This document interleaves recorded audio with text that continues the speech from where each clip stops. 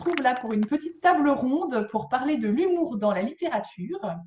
Donc, c'est moi qui vais animer cette table ronde. Je m'appelle Marine Bigot, je suis autrice également. J'ai écrit une nouvelle qui s'appelle Monde Imaginal, dont je pourrais vous parler dans une autre petite table ronde sur l'écologie dans la littérature. Voilà. Donc là, on va se concentrer sur l'humour. Et donc, David, est-ce que tu veux nous parler de ton livre et puis de la place qu'a l'humour dans celui-ci? Avec plaisir. Donc, moi, je suis David Cardavébor et je suis l'auteur de Les aventures oniriques de Rob Chimérique, édité chez Cardavebook Édition. J'ai monté ma petite boîte d'édition exprès. Il est en vente sur Amazon, en Kindle et en livre broché, également dans les librairies indépendantes et directement par moi aussi. Je les envoie en dédicace personnalisée. Je, je fais les envois de livres à ceux qui sont intéressés. Et il y en a beaucoup qui le souhaitent comme ça, avec la dédicace. Et puis en version e-book Kobo aussi, ça c'est en direct avec moi que ça s'arrange. Rob Chimérique, c'est un petit bonhomme qui a été illustré à ma demande par William Lett, qui est un illustrateur de talent, comme vous pouvez le voir, hein, et qui, avec les descriptions que je lui ai faites, a donné vie à mon petit Rob. Et vraiment, j'aurais pas rêvé qu'il soit aussi bien. Donc, il ressemble vraiment à ce que je voulais. C'est un recueil d'histoires qui, avec le même personnage récurrent, toujours, Rob Chimérique, qui, chaque histoire commence par Rob commencer à peine à trouver le sommeil. Et à partir de ce moment-là, quand il commence à peine à trouver le sommeil, c'est là qu'en fait, il ne le trouve pas et qu'il part dans des aventures euh, incroyables. Parfois drôles, parfois inquiétantes, parfois fantastiques, souvent absurdes. C'est ce qui ressort le plus souvent, c'est l'univers absurde de Rob, c'est l'humour que je maîtrise le mieux, c'est l'humour dans lequel je me sens, moi. C'est mon humour à moi, en fait, en gros. Hein. C'est ce qui me fait au moins sourire, pas toujours rire, mais en tout cas au moins sourire, même s'il y a d'autres genres d'humour qui me font rire. Hein. Mais voilà, que dire sur. Ce livre est sorti à Noël 2019. C'est un beau cadeau de Noël pour moi. Et puis voilà, depuis, il fait son petit bonhomme de chemin. Bah, c'est difficile quand on est indépendant et sans la com, sans tout ça, on se débrouille comme on peut. Mais c'est assez honorable. Et puis les retours sont encourageants des lecteurs et des lectrices, hein, qui, qui prennent la peine de vraiment soit m'écrire directement à moi, soit écrire sur Babelio avant-hier, j'ai vu, ou sur Amazon, ou sur les réseaux sociaux, ce qu'ils ont ressenti de leur lecture. Et ça met la pêche, quoi, ça donne envie, c'est cool. J'ai eu aussi très peu pour l'instant, mais des remarques négatives, mais je les prends pareil. Moi, voilà, on dit ce qu'on veut, si on aime, on n'aime pas. Il y a quelqu'un qui a c'est une booktubeuse, comme on dit, bookstagram. Et donc, elle a un principe, c'est qu'en fait, elle lit les premières pages sur Amazon qui sont en lecture gratuite. Et à partir des premières pages qu'elle a lues, elle décide si oui ou non elle va acheter le livre. Mais dans tous les cas, elle parle du livre. Et donc, moi, ben, elle a décidé qu'elle ne l'achetait pas parce que les premières pages ne lui ont pas donné envie, mais n'empêche qu'elle a quand même dit des choses sympas dans ses commentaires. Donc, voilà. Ok. Que dire la plat. Oui, j'ai passé les 3 minutes. T'es tout juste à 3 minutes, mais si tu veux Ah dire ouais, un j'ai dernier encore mot. plein de choses à dire en fait. Super, merci. Ça allait Ok, ou pas? merci. Sylvie, est-ce que tu veux nous présenter ton livre? Oui, bien sûr, je vais présenter mon livre. Je suis Sylvie Etienne, autrice, depuis finalement pas si longtemps que ça. J'en suis, bon, NYPC, que je vous présente là, avec un bel effet de recul. Comme ça, voilà. Superbe. Et mon second roman, le premier s'appelait Rose, Et celui-ci, donc, que j'ai édité en auto-édition, est une vraie aventure parce que la première fois, c'était à compte d'éditeur et donc il y avait l'aventure d'avoir été publié. Mais là, je découvre un autre aspect qui est très passionnant. C'est tout ce travail autour du livre pour le faire connaître, rencontrer d'autres auteurs, rencontrer des blogueurs, rencontrer… Bon, je vois que vous souriez tous les deux, c'est quelque chose que vous connaissez bien. Moi, je commence à faire ça.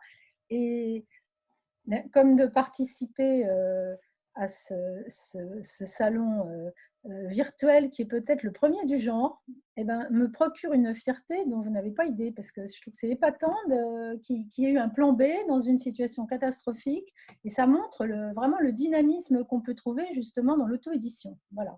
Je suis très très contente d'être dans ce club-là. Voilà. Donc l'humour, hein, puisqu'on on est ici relié par ce fil rouge, c'est vrai que j'écris des comédies. J'écris des comédies à partir de situations de femmes de 50 ans. Donc j'en profite évidemment pour faire des portraits de femmes de 50 ans. Je trouve que c'est un âge magnifique. Et puis, c'est un âge effectivement du milieu de la vie, hein, où on a déjà accumulé pas mal d'expériences et où on a envie d'en faire plein d'autres. Voilà. Donc, mes héroïnes sont toujours dans des situations un peu difficiles parce que sinon, ce serait pas drôle.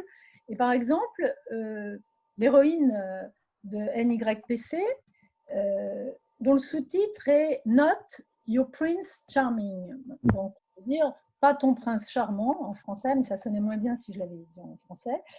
Eh bien, elle vient de se faire larguer par son mari après 20 ans de bons et loyaux services, pendant lesquels elle a tout donné, comme on dit, elle a été femme au foyer, elle est dans une rage noire. Alors, ça aurait pu être un livre très noir, un livre très désespéré, mais il se trouve que moi, je l'ai écrit sous l'angle de la comédie, parce qu'en fin de compte, la comédie, pour moi, ça permet justement d'avoir ce pas de côté qu'a un auteur, normalement, et de montrer aux gens qu'au fond, tout n'est pas si terrible qu'on le croit, et de montrer des chemins qui vont vous permettre de vous diriger vers d'autres rives.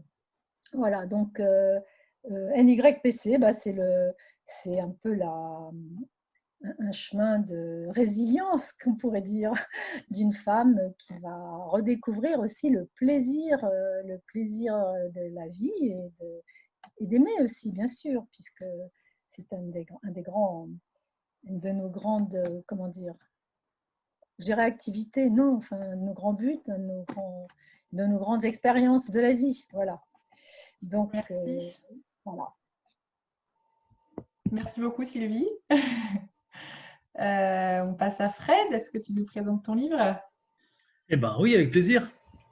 Donc moi je m'appelle Fred Mansour, je suis l'auteur d'une série de BD, parce que c'est la deuxième qui est sortie, qui s'appelle Overkiller. Voilà, donc j'essaie de la montrer un petit peu. Là c'est le tome 2, vous avez là. Donc c'est des séries, c'est une série action-humour. Action parce que ça parle quand même de tueurs à gages et de mafia.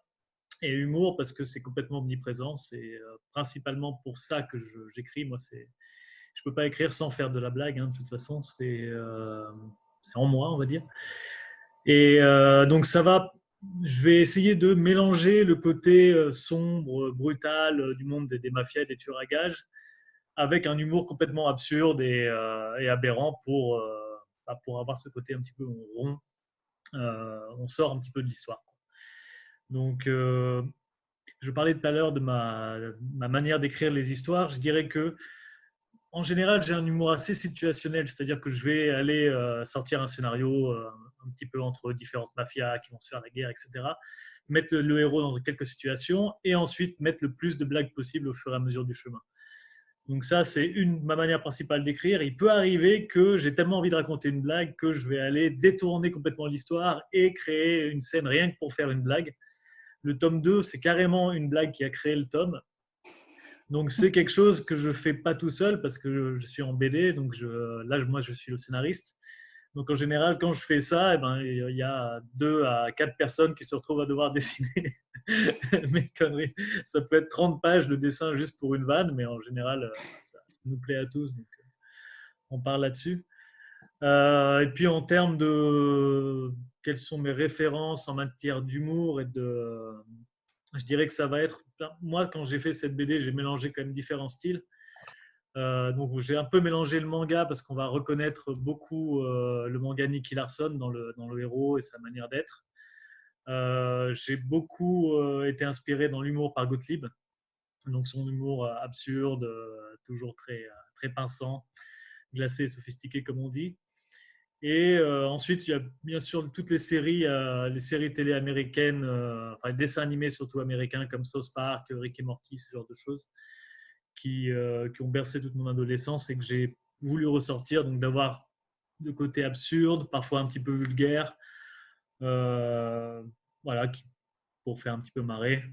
Donc on peut avoir dans cette BD un peu n'importe quoi. Par exemple, on a un des personnages qui est un violeur d'ours. Vous voyez, on a carrément fait un spin-off spécial pour lui. Donc c'est un mec qui est juste assez fort pour se taper des ours et qui du coup le fait. Je sais pas.